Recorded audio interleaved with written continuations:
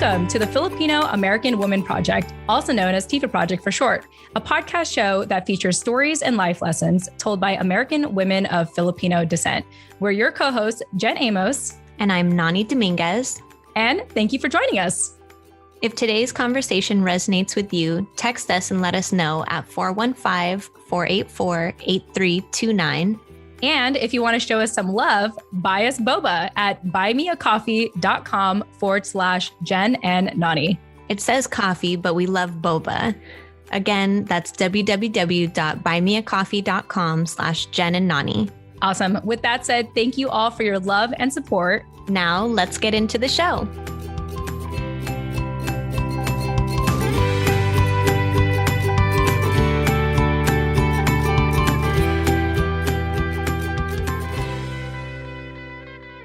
All right. Hey, everyone. Jen Amos here. Just a quick announcement before we dive into today's discussion. So as a reminder, we are in the running for the 16th annual People's Choice Awards. And if you love our show and want to continue to amplify our stories, go ahead and nominate us. And here's exactly how you do it. What you want to do first and foremost is go to podcastawards.com. And this is really important. When you visit that website, there's a blue button that says nominations voting now open. And you are going to have to register and verify with your email address in order for your nomination to count. So once you do that, there's a section that asks for you to vote for the biggest podcast influencer. Feel free to vote for me or Nani or both. I don't know if you can do both, but try anyway, right? And then what you want to do is vote for the Filipino American Women Project in the two following categories. So the first one is Adam Curry's People's Choice Award.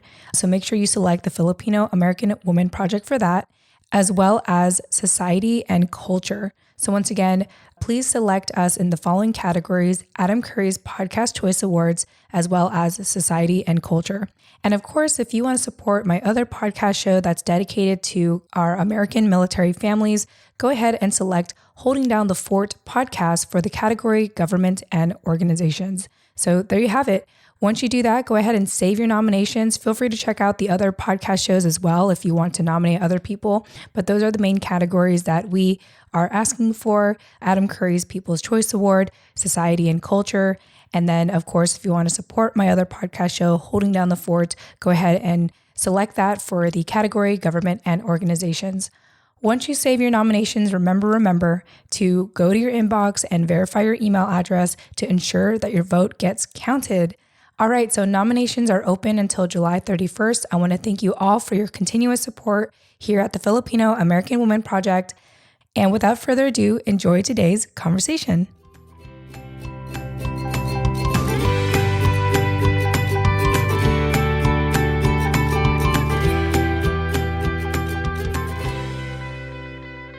Hey everyone, welcome back to another episode of the Filipino American Women Project. I am your founder and co-host, Jen Amos. And as always, I have my incredible co-host with me, Nani Dominguez. Nani, welcome back. Hey everyone, welcome back.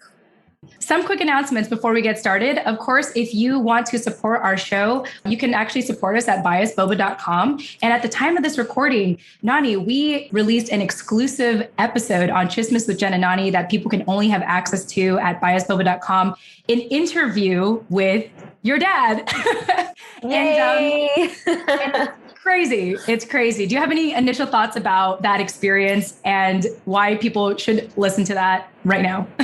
Yeah, well, my dad is like a typical Filipino dad who will normally give you just like one-word answers and brush off everything that you say and make jokes about everything. So I was entirely really, really proud of him for doing his best to elaborate and be serious and, give us some pretty extensive answers to the questions that we were asking him. So it was a special opportunity for me to get to have that conversation with him, A, on air, and B, with you, Jen, because like he said, you're part of the family. And so finally, you guys were able to at least virtually meet, which will happen in person, hopefully sometime next year. But for now, I think that conversation was a really good way to just introduce him both to you and to the Tifa family. So if you guys haven't already subscribed on biasboba.com, go do that now so you can watch that fun interview and laugh at all the awkward moments.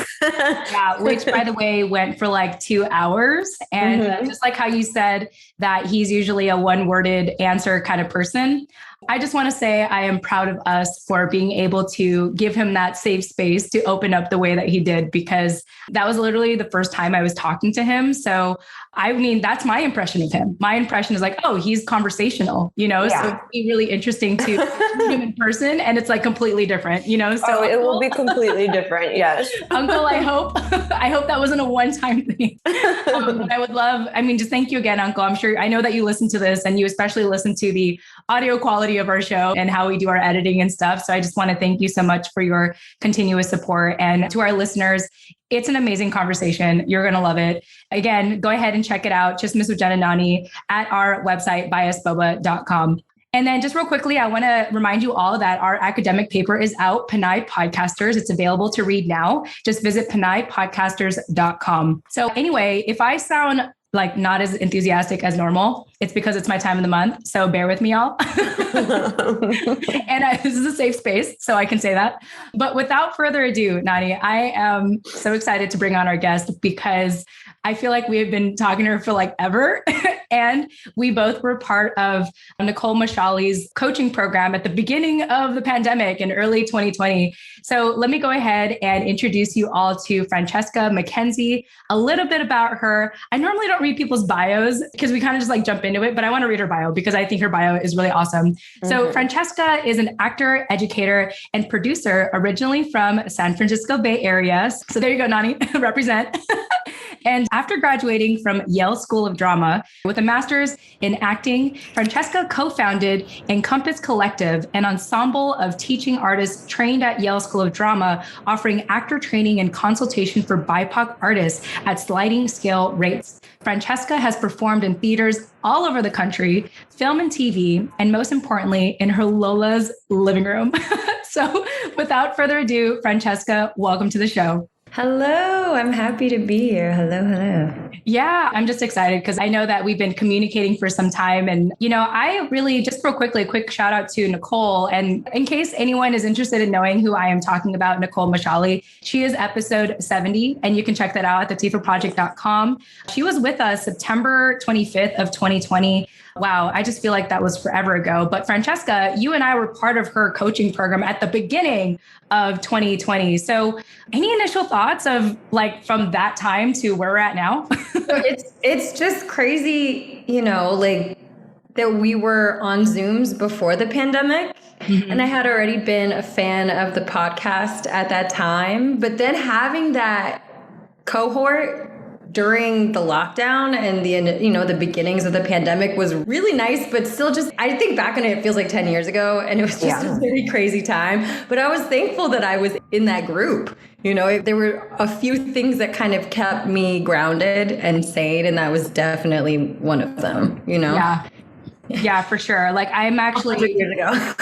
Yeah, it was interesting because at the end of 2019, I was telling my family that I was looking into some form of a life coaching of sorts, or just kind of any kind of coaching. I was like, I'm looking for something, and, don't buy me a gift for my birthday, just give me money so I can, invest in something.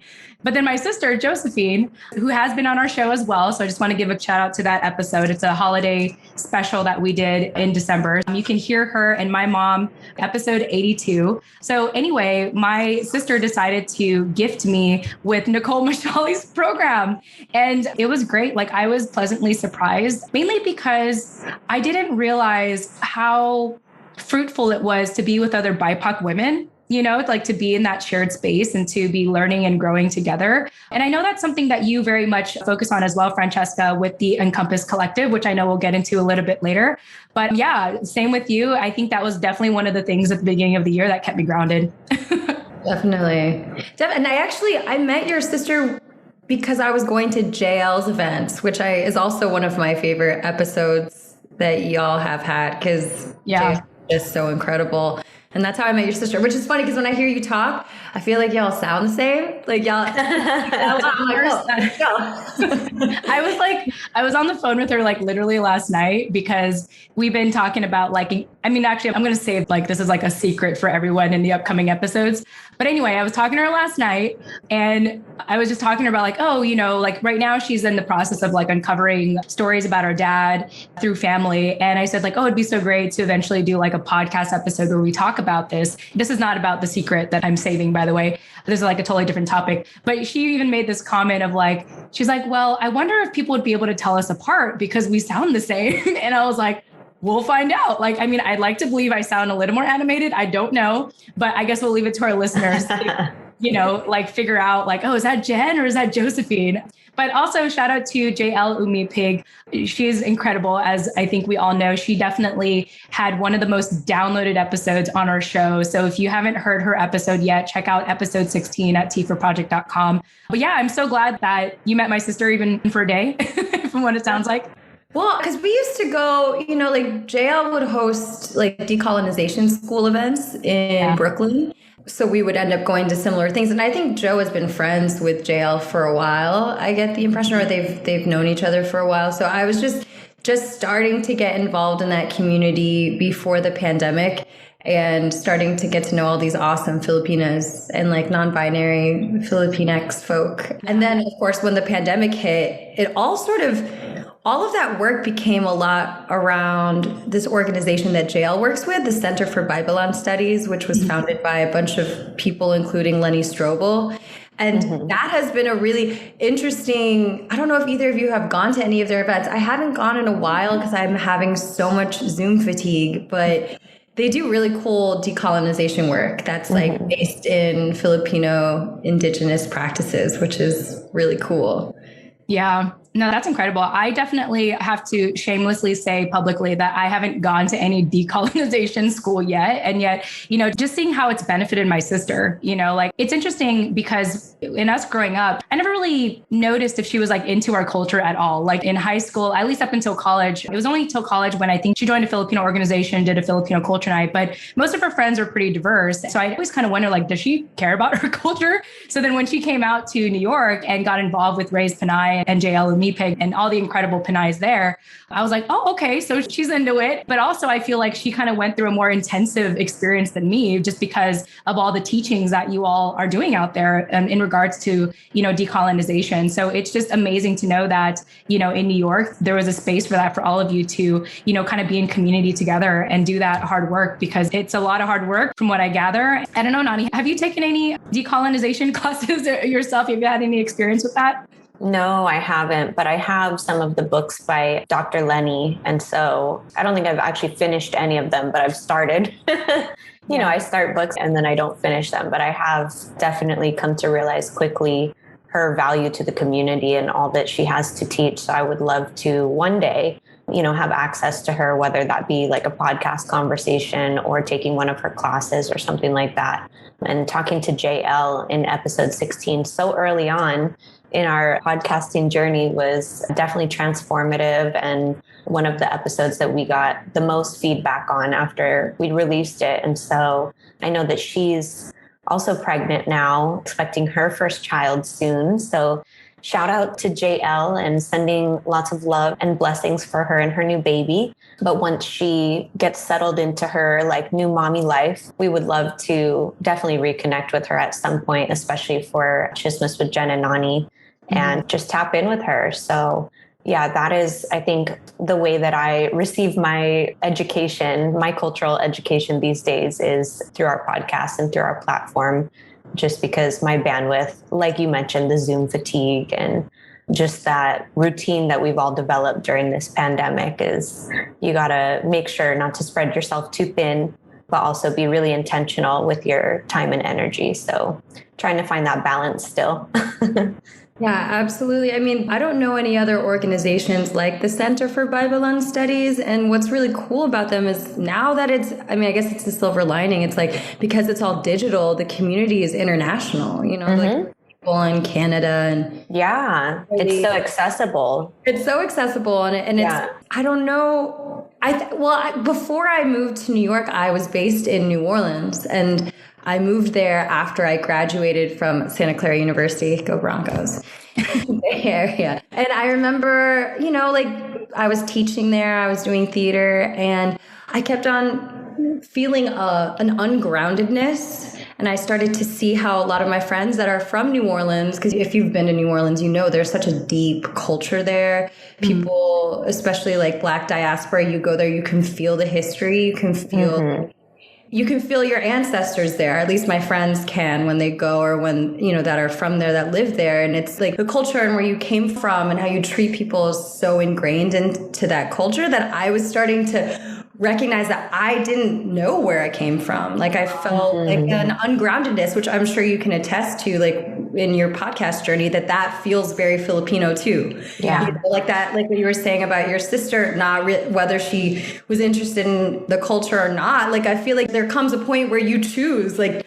do I care? How come I haven't thought about this before? And I definitely had that in New Orleans because I was inspired by the people around me and the culture around me. And the Center for Babylon Studies is definitely the first one that I was like, oh, I feel like a rootedness to this. Yeah. I feel a deeper understanding of myself when I listen to JL talk, or like the other facilitators and teachers, or Lenny Strobel. She's in the Bay Area. She just like sits in her garden and chills, and she's always down to talk to people. So I feel like you definitely should reach out to her for the podcast, because you just feel her energy, like when you hear her talk or when you talk to her, there's such a kindness. Yeah. It's like when you're speaking to a spiritual leader, Healer. Yeah. She's also just like sitting in her garden and like looking at chilling.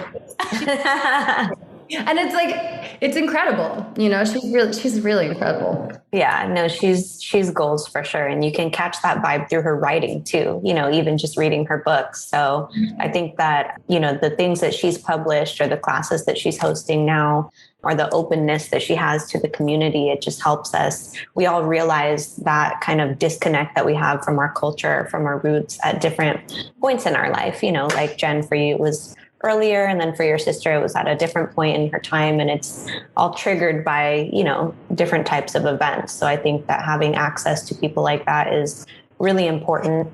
And whether you're doing it in a more formal way, like through a class or through a center, or just listening to a podcast, it's just like, take advantage of it. Well, I know you because Nani, when I was in the Bay Area, I know that you were part of Gabriella, and Gabriella does those PSR trainings, which I feel like I've done 3 of them, like 3 or 4. Yeah, I definitely did it, I think 3 times. Yeah. And then I was going to actually start hosting part of it. Did I host one time? I don't remember. Like, what is reality? Yeah. Pandemic so times are like non-existent. It was so long ago, but that information is so valuable. You know what I mean? Because where else do you have access to it? And so that's why I did it so many times, because I was like, I know my learning style, and I know it's hard for me to like retain information, so I want to make sure that I really get this history and this context down so that I can learn the language to talk about it, basically. Right. And I think I'm a bit of a book nerd, so I'm drawn to these academics. Like she comes from an academic background, and PSR, what does it stand for? It's like Filipino History and Revolution. Society Revolution, yeah. Society Revolution. And I haven't read the book. I have just done the trainings with Gabriella or with the organization.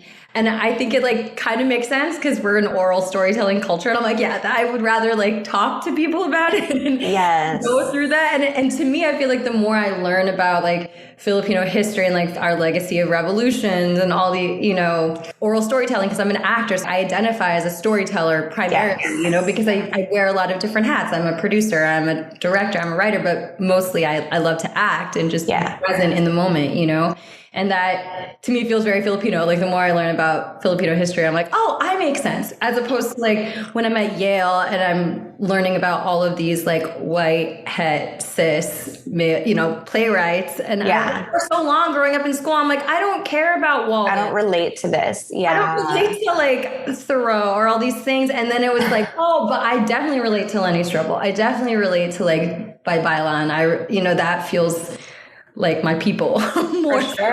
For sure. And pre-pandemic, PSR was also such an interactive thing. It was like going to your family's house and just like putting slides on the TV, and, you know, her kids are in the next room running around. And she's also a teacher, I think, of some sort, or she's just really into, like, has all the school supplies for her own kids.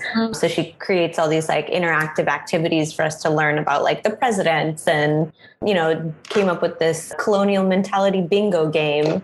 And I was just like, oh my God, this is such a fun way to learn, you know? And where else do you have access to do things like that in community, you know? That also just feels so Bay Area to me. True. Let's all go to the house. We'll have a potluck. The kids are running around. Exactly. Colonial mindset. Stop for merienda in the middle, like, then have lunch together after and just hang out for another like hour or two. So I just love the like casual feel of it as well. It's not so like, you know, formal in terms of like, oh, there's going to be a test and here are the main points, like flashcards to memorize, you know, because I'm just not a person that's ever been into that kind of learning. No, not at all. And also it's like, it's pretty heavy stuff. Like, it's very heavy. It can be a lot to digest. It is kind of depressing, especially with jail, you know, with decolonization school. It's a lot to unpack if you go through like for sure migration patterns of Filipinos, or like right now I'm reading The Empire of Care. It's like hella depressing. Like a lot of things can be hella depressing. So it's like, if you can do it in a way that's joyful, like I feel like that's, especially in these times when I'm like, I've been reading all these books about like ancestral trauma. Like this book is blowing my mind. I don't know if you've read this by oh my God, Mencken. It's called My Grandmother's Hands. And he talks about like police brutality and racism in the United States and how it goes all the way back to like generational trauma, which is absolutely like, that's part of decolonization process. Like it can be very heavy stuff, but if you can bring lightness to it, if you can bring joy, like I feel like recently I was talking with my friend, Carolina Doe, who's like Vietnamese American. She's an actor here too. And she has a group called the Song Collective, and they're a theater company basically. She was like, if we inherit our ancestral trauma, we have to also inherit our ancestral resistance or our ancestral joy, our ancestral resilience. And that's not all there is. For sure. It has to be all of it. It can't just be the shitty stuff, you know? No, I love that you pointed that out. I think that's so important because I think we all hyper focus on like the generational trauma aspect of our experience. And it's like, well, that's not all we got, you know, that's not all that was passed down to us. We also got these tools to help combat that or to help evolve those narratives. And so we have to maybe focus more on connecting through those instead, you know, but obviously all of it is important to learn about. So well, I mean, today's Juneteenth, right? And there's like so many we can talk about tomorrow. So, but like today is like the federal holiday and there's yes. It's like which is new about it, right? Yeah. Like, it's weird that we're like, what about reparations? Or like, so now everyone gets a day off of work today, but also Juneteenth is so much more. It's also like about resistance and all these things. Right. It can't stop there. Yeah. It's a very interesting time. Yeah. It's not because I'm like, you know, physically deteriorating right now, which is why I'm not talking. That's not the reason why. It's part of it, but it's not. But I just love listening to you both, you know, and talking about this exchange of what's available today for all of us to learn and to do the whole decolonization for ourselves and all the resources, books, people, you know, that are alive today, you know, that we can talk to and kind of seek guidance and advice and inspiration for these types of things. And so it's just reassuring to know that like, there's just so much of that today and that, you know, Nani and I have an opportunity to contribute to as well in regards to bringing light to all of this. Because everything that you've been sharing, Francesca, like, I mean, that's the first time I've heard about a lot of those things, to be quite honest. And so I also like knowing that, you know, being Filipino, like I have the rest of my life to figure this out. I have the rest of my life to like study these things. Nani and I were talking about this in a previous episode. You know, if anyone feels overwhelmed by our conversation right now, I want you to know, like, you don't have to know it all to be Filipino. You have the rest of your life, you know, to read all these things, to figure this out. And so it's just nice to know that there's just this, like, there's a plethora of all of these resources and knowledge and people out there. And again, it gives me reassurance that like, the next generation is going to be okay. I mean, we're going to be okay. And the next generation is going to be okay as well. Yeah, I'm just thinking about joy. You know what I mean? I feel like a lot of my friends that I collaborate with and like do theater with or film stuff, it's like, we don't want to as we're coming out of the pandemic, like, I don't want to do heavy stuff. Yeah. I know the heavy stuff is there. We've been living in the heavy stuff for a year. Yeah. a long time. And that's, I feel like, at least the art that I'm interested in making now in these times is centered in joy and centered in our joy, centered in the Asian diaspora's joy, Asian women's joy, Black folks' joy, all of us, like any global majority person's joy is what I want to see, like on screen and on stage, because that also feels like a remedy, for healing. Yeah, I think that will be like the title of this episode, Centering Joy. I love that. It's so important, and I think that in terms of like the work that we've all been doing or the introspection that we were all pushed into over the course of the last year, because the pandemic is like really thinking about our identity and how we identify or connect with our heritage, specifically for like Black and Asian folks. And that is ever evolving. Identity is always changing because we as humans are always changing. So I think that there's never, like Jen said, it's lifelong work. That's the work, and there's never a right or wrong answer. It's just how you're intellectualizing your experience at that moment in time. Word. I'm like trying to conserve energy here. Word. I love it. And actually, Francesca, I appreciate that you say that, because, one thing that I've been wanting to just be more into lately is humor and comedy. And I was just thinking, like, the last therapy session I had, it was like so intensive. Like normally I, for this entire pandemic, I had met my, therapist, like virtually, obviously, like probably many of us has, if you had therapy during this time. And we met in person for the first time to do like really intensive therapy. And, normally I meet with her for an hour, but it went for like 2 hours because of just what we had to do. And like literally after that, there's a part of me, and this was like a couple of days ago already, but there's a part of me that's like, I was like, I have just been working really hard on myself for like the last year. Like I've had couples counseling. I've had my own therapist. I've been like doing all this podcasting thing. I've been doing a lot of inner work. I've been reading a lot of things. Like I'm tired, like you said, Francesca, it's like, I just want to focus on joy now and focus on what makes me laugh. And like, I even had a friend I was catching up with the other day, and she was like telling me about her life and what she was going through and how exciting it is. And just like, yeah, so how about you? And I was like, I don't feel like talking about my personal life right now. Like I'm kind of tired.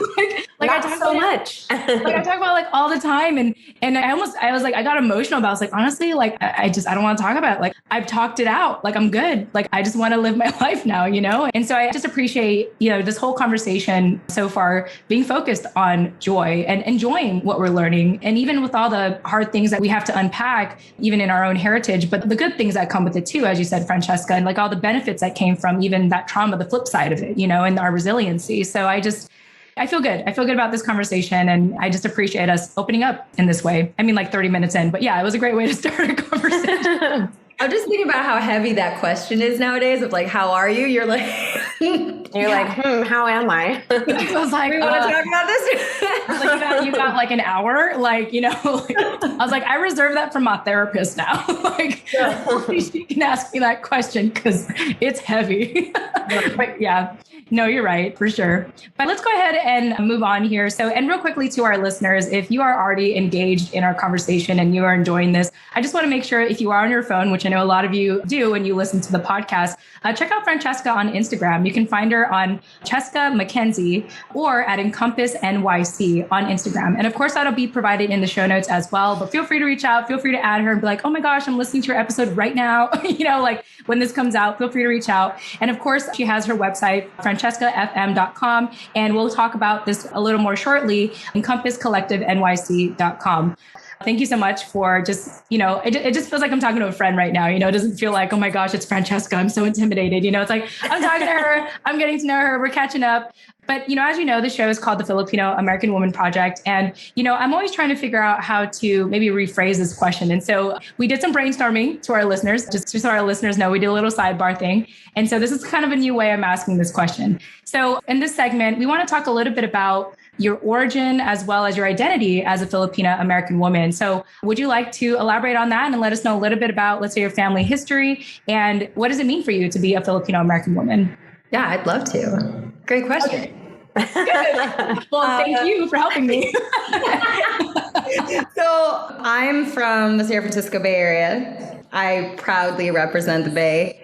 Yes. And so Ohlone territory. And my parents immigrated in 1987, like around when Marcos was overthrown. And that was partially why they moved. Wow. And it's actually, you know how like with Filipinos, you learn things later?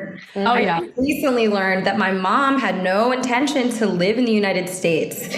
And let me back up. So in terms of origins, my family, they come from Batangas, Pangasinan, Pampanga, and Bulacan. Oh, wow. That's like both sides of the family. But my mom and my dad were both raised in Manila, and they met in Manila and they married in Manila. And then, you know, during the dictatorship, my father was like, he actually sent my mom to have me. So I was sort of like an anchor baby. And that was partially because of the political turmoil, even though my father has like had ties. His family were the accountants of the Marcos dictatorship, which is Wow. crazy. He was like the poorer relation, like he wasn't at the center of it, but his Right. would do these things. And sometimes his stories are so weird. Like I have to correct him and be like, not the Marcos administration, you mean the Marcos dictatorship.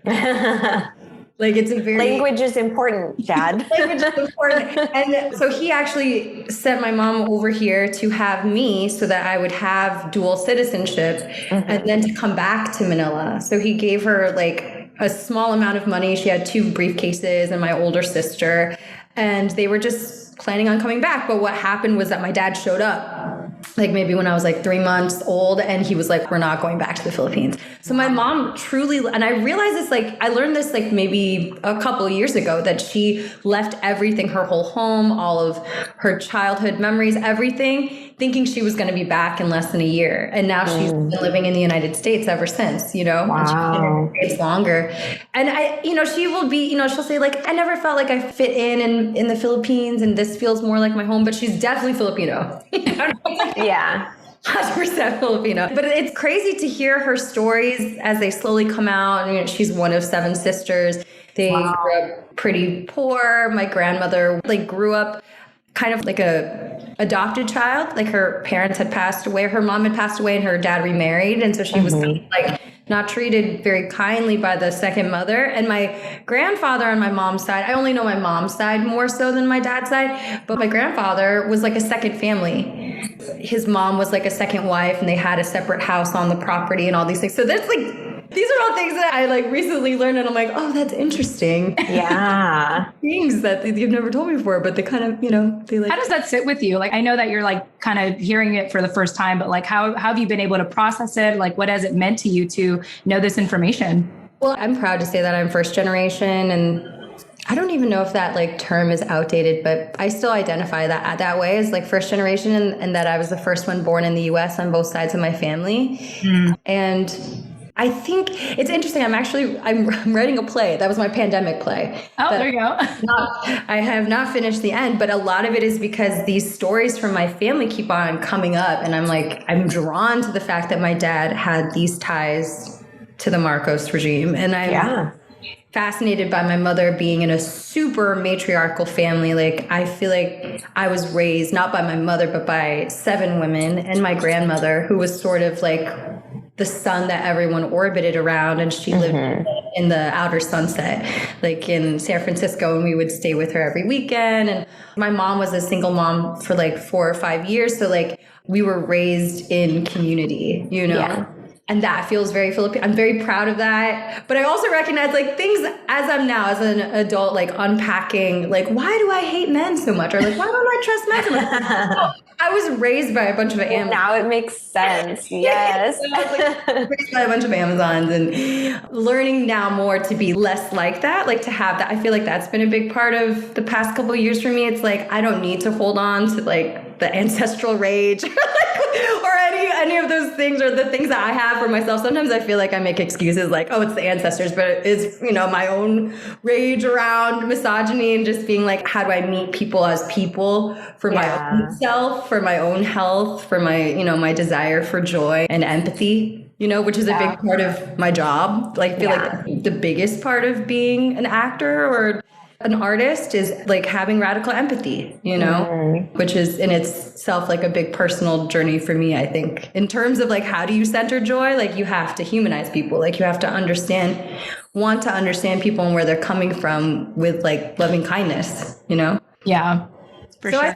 I feel good. I mean, I've gone through the gambit of all kinds of things, but now it's just like, I got to get this play finished. Like, how am I gonna... But it's like very, it's inspired by my family, which is exciting, Yeah. And that's another thing too, like Jen, when you were talking about therapy and how, I love therapy so much, but there's something in like the artist's way, and I was reading it, and side note, my therapist that I had during the pandemic tried to convert me to Catholicism, and that's why I stopped going there. Well, interesting.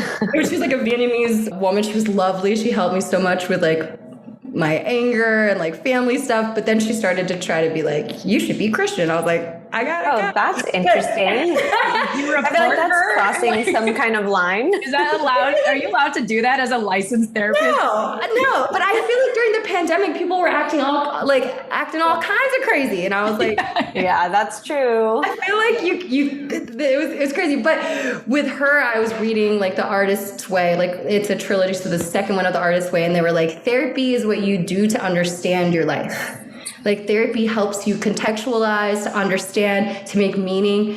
But when you make art, you're world building, you're creating your life. You're like processing the things you understand about your life and turning it into something of its own, or beautiful or healing or cathartic or whatever. Yeah. So that's where I'm at. Yeah, I like that, because I think for me, I feel like I'm kind of going back and forth, even with my current therapist. I'm like, should I keep seeing her, or should I just like live my life, And I've been thinking about this for a while now. There's like new information to Nani. I'm like, I've been thinking about like breaking up with my therapist, but I think part of it's because I just want to create now, like I feel like I've unpacked enough. And it's hard for me to kind of update my friends on my life, because sometimes I'll be like, well, why don't you do this instead? And I was like, well, the thing is, like, I'm very self-aware of my circumstances. And part of why it's hard for me to catch up with friends nowadays, it's like, because I don't want them to help me fix my problems. It's like, I'm aware of what my problems are, but now I want to, with that knowledge, to actually do stuff, to put stuff out there, So, in the last, like at the time of this recording, like at the beginning of this week, I like finished a website that I was working on for like 2 weeks, like obsessively. And I finally got it done. And it felt good. It was therapeutic, right? Like it was therapeutic to like create something, put something together. And, even doing something such as podcasting to talk about these things out loud. It's like, yeah, like I think I'm in a place now. You're helping me kind of see I'm in a place right now. It's like, maybe I do need to let her go, because like I unpacked it all. Like I feel like I know where I'm at, and I just want to go out there and I want to give to the world, and I want to, add that value and, kind of find, seek out kind of that therapy in that way, by giving back in a sense. So I like how you said that, because it got me to think about my own circumstances. Yeah, I like how you answered the question about your identity and how you interpret your identity as a Filipina, in the sense of like this transformative process from, and the purpose of therapy being the self-awareness piece, or the learning aspect of it. But it's like, therapy is not the end all be all. It's right. What you do with the information that you learn there, which is the transformative part, and how your identity really develops, if that's the work that you're doing. So I love that you answered that question that way. I thought that was really insightful. Yeah. I recommend The Artist's Way, because you're both creators, and yeah, we're always like, humans are always creating, but definitely watching y'all's work, you're creators as well. So it's like, how do we apply all the learnings that we have from exactly therapy or workshops or whatever? Exactly. And art comes in so many forms. It can be the oral history, it can be actual acting, it can be film production, it can be writing, etc. So you're more of an artist than you probably think you are, even if you're not in the profession. Yes. Anyone out there? Yes. You're an artist. You're an artist in your own regard. I love to say that to Filipinos, especially Pinays, because it's like, it took me a long time to accept that I was an actor, that I was an artist, because I didn't see it in the media. I wasn't getting that support from my family initially. Yeah. And so it takes a long time, but you are. It's in our blood. Like, yeah. We like to say we invented karaoke, and That is art. We are all artists. Yeah, absolutely. I love that. I feel like it always takes an artist to tell everyone you're an artist too. So I love that because it's true. And I appreciate you saying that we're artists here, we're creatives here. Being able to put together this podcast is a form of art, in itself. And so it's just nice to, be able to acknowledge that. One more thing I will say about that is that, it's during this time when we were in shutdown and I didn't have any work for a really long time, which is partly what Encompass Collective came out of, was that my friends and I were like, we can't do the thing that we love. But it was like, we have seen in this time how essential art really is. Mm-hmm. Like that's what got me through the pandemic, was listening to podcasts, was binge watching a lot of K-dramas, right? Yeah. Or whatever, it's like how essential it is for humans to create things and to share them with other humans. And so I'm curious about what kind of art comes out. Like, I have trepidations about Broadway and theater reopening in New York, and there's already so much like inequity, of course, and like gatekeeping there in our community is very, very just super, I don't know. There's just a lot. It's really fucked up. I just feel like the theater, there's a lot of things about the New York theater community that are kind of coming out, as I'm sure many sectors, of just like, this is where the inequities are. This is what is systemically wrong and patriarchal and elitist and all these things. And I like to hope, because I'm an optimist, that means that it'll cause a revolution or it'll change the way we do things. But I guess we'll see. Like, there's this group called APAC.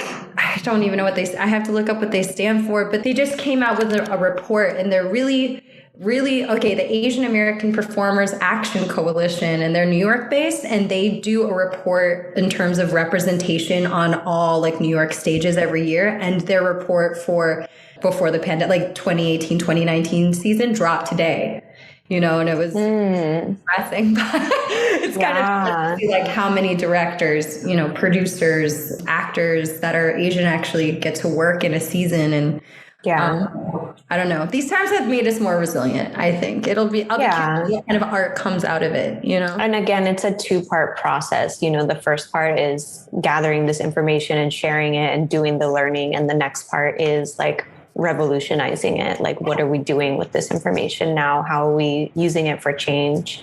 Yeah. It's Age of Aquarius. I'm one of this. I totally, like with Zodiacs, I'm like, it's Age of Aquarius. Everything's going to be uprooted. Yes. Uprooting. Yes.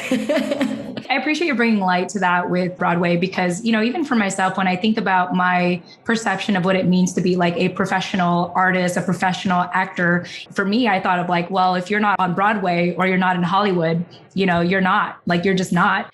And, with what you're doing with Encompass Collective, I like that you are bringing more light and exposure to BIPOC artists to be able to be in these kind of spaces. And if not these particular exact spaces like Broadway and let's say Hollywood, but in other spaces as well, like knowing that those aren't the only two stages out there, to be successful. And so I figured we can go ahead and transition into your life today, Francesca. So if you guys are following Encompass Collective on Instagram, check it out, Encompass NYC. One thing I like about your headline there in your Instagram account, Francesca, is you say, dismantling white supremacy, one scene at a time. So tell us a little bit about, what you do and unpack that for us. I really like that line, dismantling white supremacy, one scene at a time. No, isn't it catchy? I did not write that. That was whoever did. It's catchy. Kudos. Janelle Chu for the win. And we started Encompass Collective August of 2020. Wow. And it was myself and three of my collaborators that I went to school with. And one of them's Janelle, and Janelle kind of like said that just like,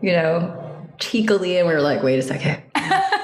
And was it that? Yeah. And it's a beautiful thing. It's interesting because right now we're sort of in this like reflection phase since I've been back in New York, because I came back in March for an artist residency, and we were like, how do we do this intentionally? Because we kind of came out of a reaction, right? So it was like, we don't have any work right now.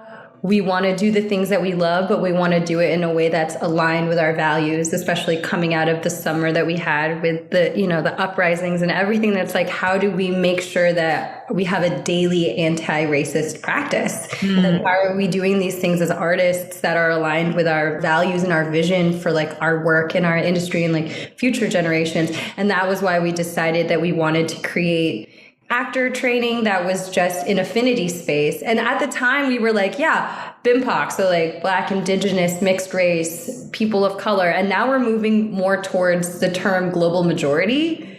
Like, I don't know, it just, BIMPOC just sounds, I can't, I'm not with it. I can't even like, I mean, clearly I've already pronounced it wrong too, but I thought it was BIPOC. No, it is BIPOC. It is? Okay. And like, to be quite honest, like the term is fairly new to me. Again, I'm shamefully saying this as hosting a BIPOC show essentially, but like, it's interesting. But anyway, I'm listening. Like, I want to hear more what you have to say about it. I offer this term global majority to you because it sits better on my tongue, and I feel like that makes more sense to me for my identity. And so we were just saying we wanted to create a space for global majority artists where they weren't the minority, or they weren't entering into a predominantly white institution or predominantly white space, which is really what it feels like a lot of times in this industry. I'm sure, in our industry, but in many industries, right? So, and that's something with affinity space, like studies have been done in terms of like self-esteem and skill building, that like if you do feel safe and comfortable, that you can excel, that you'll excel, you'll succeed more. And then if you're in it, sometimes affinity space can be really important, like Gabriella, right? Like, so that we can increase our skill set, that we can like build our confidence. That way, when we go into predominantly white spaces, we can be our authentic self. Yeah. Right. So like, that's something like with actors of, you got your white voice, right? Like if you go into the audition, you use your white voice, or all these things. And it's just funny because a lot of my friends that I went to school with, like we talk about it in these ways, but I think the most extraordinary thing I got out of Yale, because it wasn't always like a happy time, but what I did get out of it was how to really maintain and stand strongly in who I am. Regardless of what was going on around me, and how I am like a first generation Filipina, and as my last name is McKenzie, and that's because when my mom remarried, she married an American guy, a white guy from Glendale.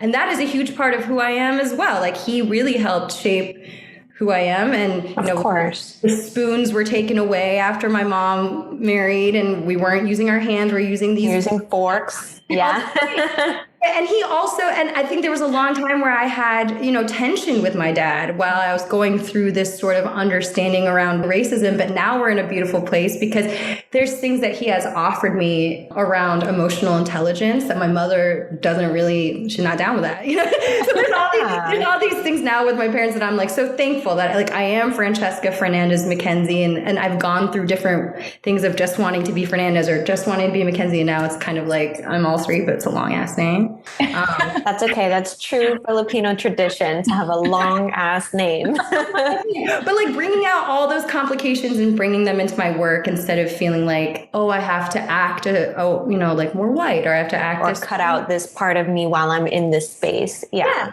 And how like in a global majority space, I often feel like I can be myself without any fear, So we were like, we want to create this space so that our students won't be traumatized like the way we were in grad school in those spaces, but that they can go out and feel like strong about who they are, and also feel like they're good actors, Yeah. And giving them the opportunity to do that outside of the standards that are set by white supremacy. And, like how Jen was saying, even for her, someone who is not in like show business, that's how she interprets professionalism in the sense of artistry is, are you on Broadway? Are you in Hollywood? Which is, I think, most of us, and the hierarchy, I guess, that's created. And so I love that, that this was a result of your response to all the uprisings and everything that happened during the pandemic, and that you're able to move so intentionally with your work and really provide those opportunities to do that. And then I was just thinking about, this is the first time that I'm hearing that term global majority, but I like it a lot.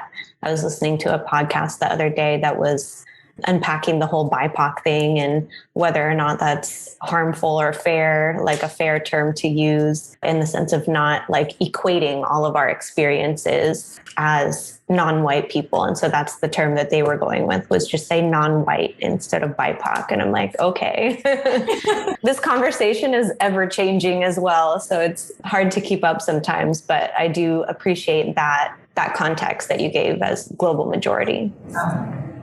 Yeah, I feel like we should call this like the Global Majority Project. No, we're keeping the name. And when you were talking about your name, Francesca, like Francesca Fernandez McKenzie, it got me to think about like why, and Nani knows this. I've always been back and forth on maybe possibly renaming our show, maybe to sound a little more palatable for, audiences that aren't in our space or don't identify as Filipino American women. But also it's just so it doesn't feel like it's a mouthful to say. But in reality, I have chose to own it because that's really all we are. We are Filipino American and we're women, at least those who identify as women. And I want to be proud about that. I want us to be allowed to take space in that sense because we are all of that. Even for myself, like right now, kind of being in this like white dominated community, there is a part of me where it's like, oh, how do I code switch? Like, do I have to sound more American here? Not that I can't, I'm very Americanized, but like, just kind of knowing like, are there certain things I should say around certain people because of the color of my skin or what have you? And it's always like that constant, balance of like, kind of like what you said, like, should I use my white voice today? It's an interesting thing to juggle. At the same time, it is all that we are. And I just love that you are doing Encompass Collective to teach actors and artists to embrace all that they are, even with those different dimensions of, juggling with different cultures. I feel like it's an ongoing journey, right? Like it's probably something that we're always going to have to, deal with. But I think just being grounded and feeling safe and confident in your identity, I think is the start of being able to thrive. As you mentioned, like people do a lot better, they function a lot better, they produce better things when they feel like they're in a safe, supported environment. And again, I like the work that you're doing, with Encompass Collective. So kudos to you and your team for doing it. Yes. It's really fulfilling. And hopefully we'll be in person by the end of the summer if it's safe to do so. Like we're looking at spaces and we want to continue to offer things and connecting our students. And our students are from all over the world, but like connecting our students with our friends who, and we're opening it up. So it's not just people who went to Yale, because we don't want to be elitist, but it's like having all these different global majority teachers to just share what works for them. And that's kind of also kind of dismantling the hierarchy. Like we're not saying like when we went to Yale, it's like the right way or the wrong way. It's like, there's no right way or wrong way. This is just how we do it. Exactly. Like you can take it or leave it. You can hate Shakespeare if you want to. I don't care. It's like, take it and make it your own. Exactly. Yeah.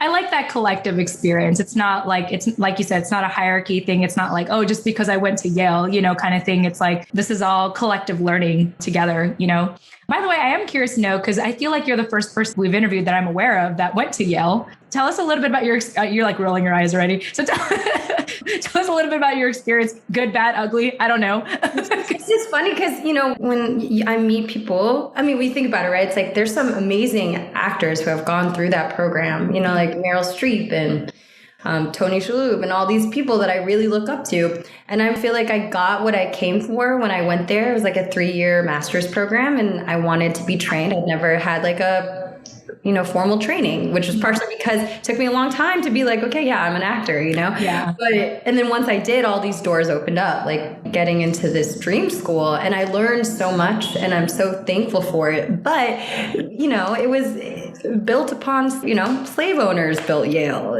There's blood in those halls. There's like elitism in those halls. I feel like I moved to New Orleans partially to kind of run away from tenets of American culture that I didn't like, and that was like at the time when like the tech boom was growing and I was like, I don't want to move to the marina and work at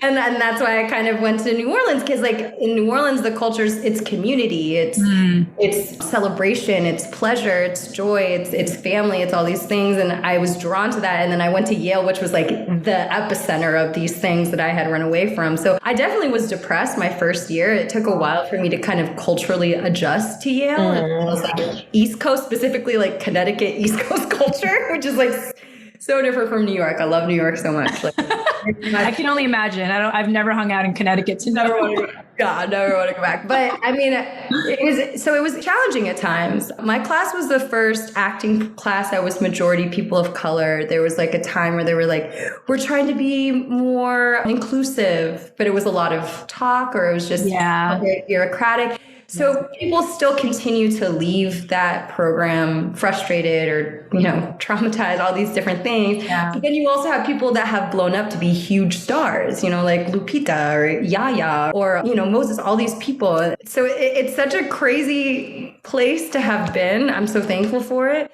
But yeah, I wasn't always happy. I think I would tell people I wasn't always happy when I was there, but I was always grateful. Mm-hmm.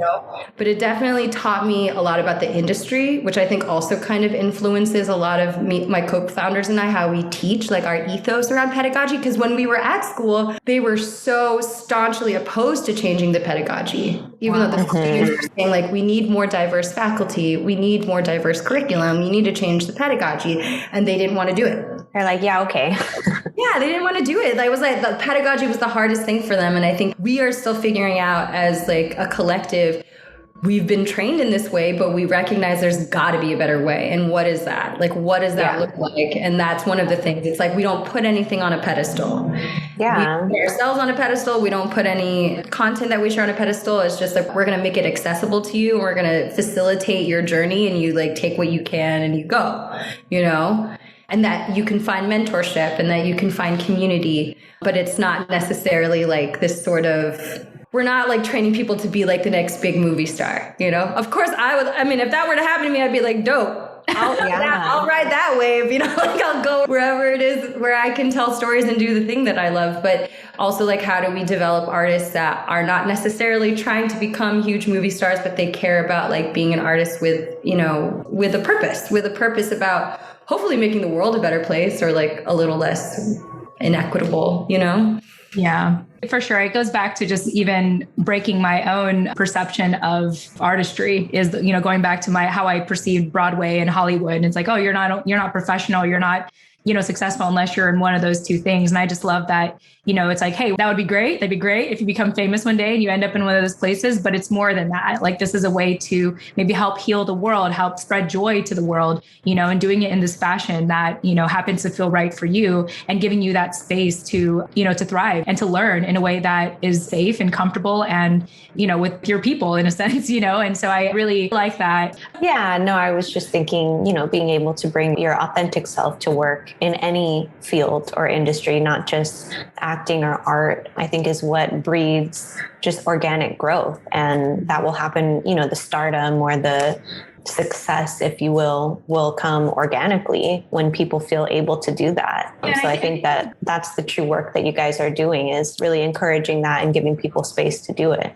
Yeah, for sure. And then the other thing I was just going to add was like, in this space, it's redefining or even deconstructing what success looks like, right? Because again, I go back to my perception here of what I think success should be as an artist. But for you, it's like, well, it could be something else. It doesn't have to be that. That would be great, but it doesn't have to be that. It could be actually be something better than that, So yeah, I think that's amazing. And I'm inspired by you. And I know that you are inspiring the next generation as well. I'm curious to know actually from maybe what would you call them? Like your students, like what would you say is like the number one feedback or story from them where you're like, yeah, this is why I do what I do? Well, what I love, is hearing from some of my students how I'm thinking about one in particular, how she was just like, I didn't think there was a place for me in telling these stories, because I didn't see anyone who looked like me. And then I took this class and I realized that like, I have to, like, I do have a place, and that my stories are important, and that to share like who I am, who my family is important. And that it's so nice to hear my students, who are younger than me, kind of recognizing that much earlier. I'm like, good. Yeah. It took me a long time. And it was partially because I didn't have a mentor. I didn't see other people who looked like me. I was constantly in spaces where I was the only person of color or the only Asian person, and so there was just and now I think I've been very intentional about creating a community that is majority like people of color and queer, and it makes me feel seen. And those are the people I want to work with. And so many of my collaborators are Panay's. You know, like I know I recommended a bunch of my friends, and it's that to me is success, I think. Yeah. Yes. You know, like that is what I'm realizing, because I feel like there was such a hole for so long. Like even though I loved theater and I loved acting, I always kind of felt this like disconnect, like it just didn't quite fit. And now it's like I'm in this community of like really badass Asian American artists, and specifically Southeast Asian, because we know like being Southeast Asian, being like brown Asian, is different. And that's something that I feel like these conversations are being had more within our Asian diaspora this year because of the increased hate crimes. And it is sad, but that's the silver lining for me. Like I'm thankful to be able to say, yeah, in these spaces, can I talk about how my experience is different? Can we talk about colorism? Can we talk about skin privilege? You know, because that is in our own diaspora something. Yeah, problematic. Yeah. You know, because we have such a, you know, so that's even, I'm so excited to be in an awesome Asian American, like know so many amazing Asian American theater makers and artists here, but the ones I'm most excited about are Southeast Asian or Filipino, because I see there's things that they're doing right now in their work that I'm like, yes, let's complicate it. Like we're not a monolith, you know, like we're not. I like that. Let's complicate it. Let's complicate it more. And that's something JL says a lot too, right? Like she's always like, if you think it's complicated, it is. Like just go deep and deep and deep. And I think that is true. It's like, yeah, you know, it's like we're not just this one thing. Try to simplify everything. Yeah. Yeah. Trying to culturally appropriate everything, right? Yeah, and thank God, I think that's the silver lining of all these terrible things that are happening to our elders and in our community. It's like, well, yeah, maybe we'll stop being so quiet. Let's all be a little bit more angry and a little bit more loud. And for sure. And maybe that's the way that we redefine success in these industries. Instead of making a name for ourselves, it's like the name that we're making for our community and how we're rewriting our cultural narratives. Yeah. And it also feels like being in solidarity to me. You know, for sure. If we could like be model minorities and be quiet and like do all these things, or we could actually say, yes, I experience racism and I see the racism that happens in other communities too, you know? Yeah. I mean, I talk about it so much, but I think it's a big part of my artistry, you know, because I don't know, it's just shaped a lot of who I am, and I think about it all the time. And it's a big part of my work, because it's like making work with other Filipinos, or like doing work that is talking about our experiences, or, you know, what's okay or not okay. Yeah. All that being said, it's like, you know, with every episode that we do on the show, it just reminds me of how much I enjoy being part of the collective. And, you know, I just think about, I mean, it's nice to stand out, but it's like, I also like don't want to stand out. You know, like I like being able, like, for example, I was doing this speaking engagement recently that I was telling Nani for our show. And I was telling her afterward, I mean, I was telling her before, during, and afterward. I was like, Nani, I wish I did this with you. Like we come together as a package, and they made me do it without you. And I didn't feel like myself. Like I couldn't feel like I could fully represent the show, you know, without Nani. And I like that. I like knowing that's like, hey, of course I need help. I have a co-host, you know, like I may be the founder, but like the show wouldn't be possible if I didn't have Nani like help me, you know, and do this with me. And I just like that we're in this space now. It feels like we're in this space where it is about celebrating that collectivism, that togetherness, that like complementing each other. Let's do this together kind of thing, and not, you know, put things on a pedestal, like you said, or make things inaccessible, to be able to just, you know, share. And I'm here for it. So that's really what I'm trying to say. So Francesca, before we wrap up, I always like to end this with a life lesson for our listeners to contemplate about for the weekend and, you know, for this next week before the next episode comes out. So for you, I'm just going to read what you wrote here. I am learning a lot about letting go of control, allowing myself to flow with life, and be patient with what I am growing in my life and my career. Would you like to elaborate on that? Good job, Francesca. Okay, well, I feel like, you know, because I've been an actor and just living off of most of my acting jobs or teaching jobs since I was 19. So like the pandemic was really hard because all of that dried up. But then it made me, the silver lining was like, I had to sit in a room by myself and be like, do I like this person that I'm sitting alone in a room with? And what the things I don't like, why? And like, what kind of, you know, what are the, like thinking about success and all these things. So I feel like this past year has been a very reflective time for me. And then I lived with my family for 6 months. I lived with my mom, and I haven't lived with my mom since I was 18. So that was a challenging thing. As probably your sister Jo can attest to. Like it was challenging. Like I had to really face a lot of things that I have been running away from, or like the sort of like subconscious anger towards my parents that like just really, I didn't need to be in that sort of victim mentality. Yeah. Exactly. I was like, actually, this is my stuff. This isn't their stuff. And how do I forgive faster? How do I learn to be more patient, and like really try hard to just be intentional about that? And it feels like it makes sense that I was home and doing that, you know, and also like I left the Bay Area because I was in a very bad place emotionally. I'd had 2 friends that had passed away that were my age. I was very angry. I kind of like ran away from the Bay. And now it's like, as I'm older and coming back, it's like, it feels so healing to be there because I feel like I make so much sense in the Bay Area. Like I just love being there, and I love being with my family. And it was a good healing experience, I think, to be there for 6 months. I think I needed that. And I'm really thankful that I was able to kind of be in better relation to my family, you know, I really focus on that, you know, during that time. Because in that time, it's like the first thing I would think of during the lockdown was I need to be near them. Like it was almost like a physical pull to just make sure I was in their vicinity. Yeah. So it was hard, but it was good. And I feel like I grew a lot. And then I went to San Diego and I was like living with a friend, and then I got a residency. And I remember being like, but when I was in my mom's apartment, feeling like a loser, like not knowing what I was doing with my life, or like, am I ever going to act again? What's happening? It was like, cause you know, you build your thing. You think you're on this trajectory. I'm going to be the lead in this show. And then it's all just gone. And it's like, well, who am I? Yeah. All of that's gone, which I think is a good learning experience. And I remember being in my mom's apartment and being like, I want to go back to New York. I want to live by myself. I want to be able to make art with my friends and all that. And then I feel like I manifested that. Thanks, Nicole. Like I feel like that Nicole's coaching. Like I feel like it came full around because I applied for this artist residency and I got it, and it was like a year of free housing in Chelsea. So I'm now in this like bougie ass apartment. Yeah, y'all, if y'all ever in New York, holler at me. We can have a bougie time in Chelsea. And it was exactly what I had, you know, I set intentions for, you know. So I feel like, in retrospect, like a year ago, I wouldn't have been able to have this conversation with y'all. I would have been like drunk and going crazy and like, what's going on? Same. I'll just be like, what is the world? What is time? But now I'm in this place where I'm like, wow, I went on that journey. Like I went on that journey, and I actually like, it was fruitful for me and it was good for me, and it's going to help carry me into, you know, whatever this new world looks like, you know?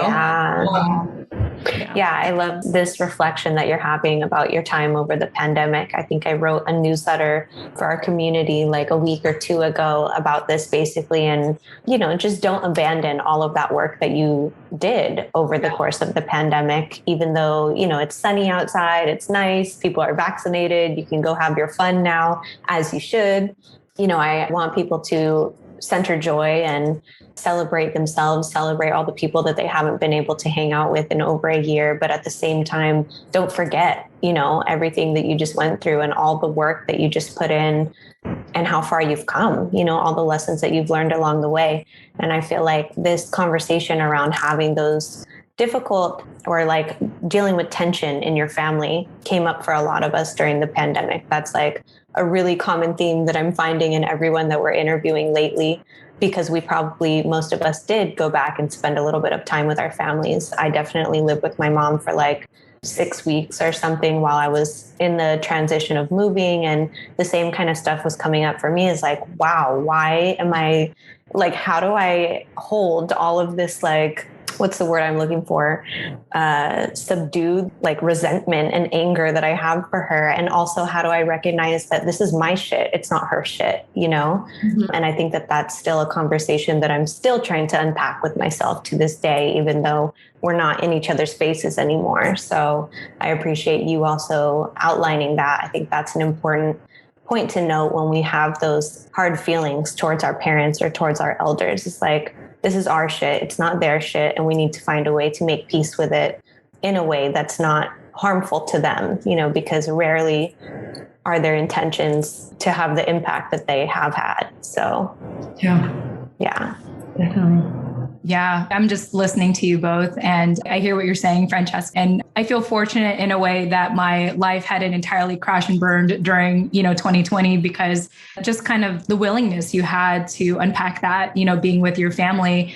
I mean, that's something I still struggle with till this day. And, obviously, if I was forced into do it, I would get into the mindset to, figure it out. But I think that is interesting to think about of like, maybe part of why we don't want to come back home is because we want to feel like we made it. We want to feel like we flew out of the nest and we don't have to be there. We want to feel like I'm a different person now, mom, like you don't talk to me the way that don't call me that name. Like I'm not a child anymore, like stuff like that. Like my mom calls me Jennifer and I like my name Jennifer. Only my family calls me Jennifer. So it's like someone calls me Jennifer. I'm like, oh my God, I'm back home. I'm back home. I go back to 10 years old. I'm a child again.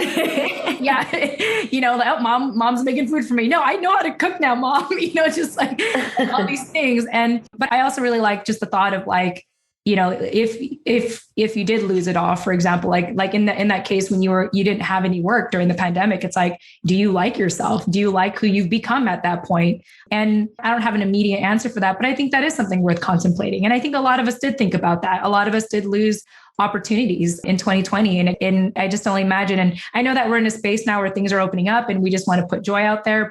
And just like what Nani said, like, don't forget that deep self-reflection that you did during 2020. And who knows, I mean, we may be lucky that something like that may never, ever happen again, crossing fingers, but don't forget that time. Don't forget that time where you actually did look at yourself, because I think it's rare in a busy world right now for us to look inward in that sense. So yeah, I just listening to you both, like really just touched me. Francesca, this was an amazing conversation today. I just want to thank you again so much for your time, for your friendship, for catching up again and being here.